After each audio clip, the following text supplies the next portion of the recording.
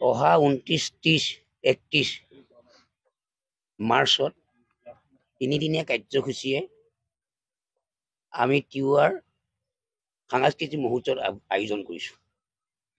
তাৰ কাৰণে আমি স্থানীয় প্ৰচাৰ মাধ্যমক আৰু সাংবাদিক সন্থা বিষয়সকলক আজি আমি আহ্বান কৰিছোঁ, এই সাংবাদিক মেলৰ জৰিয়তে এটা আমাৰ প্ৰচাৰ হ'ব লাগে যে তিৱাৰ সকলে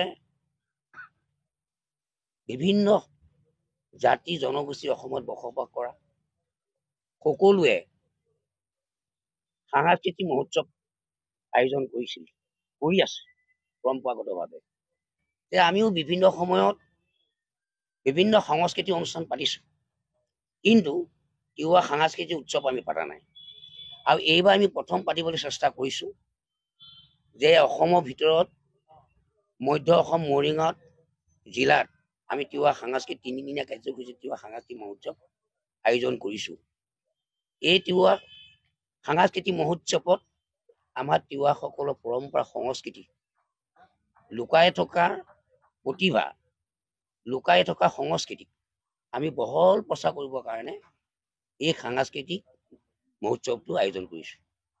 তাৰ কাৰণে আমি আপোনালোকক আহ্বান জনাইছোঁ, অনুৰোধ জনাইছোঁ যে আপোনালোকৰ জৰিয়তে যাতে অসমৰ বিভিন্ন গাঁৱে ভূঞে থকা জাতি জনগোষ্ঠী সকলোকে আপোনালোকৰ প্ৰচাৰ মাধ্যমৰ জৰিয়তে যে ভালদৰে ৰাইজে বুজি পায়, ভালদৰে ৰাইজে এই কথাটো আপোনালোকৰ জৰিয়তে প্ৰচাৰ হয়, তাৰ কাৰণে আমি আজি আপোনালোকক আহ্বান জনালোঁ। এই তিৱা সাংস্কৃতিক মহোৎসৱখনত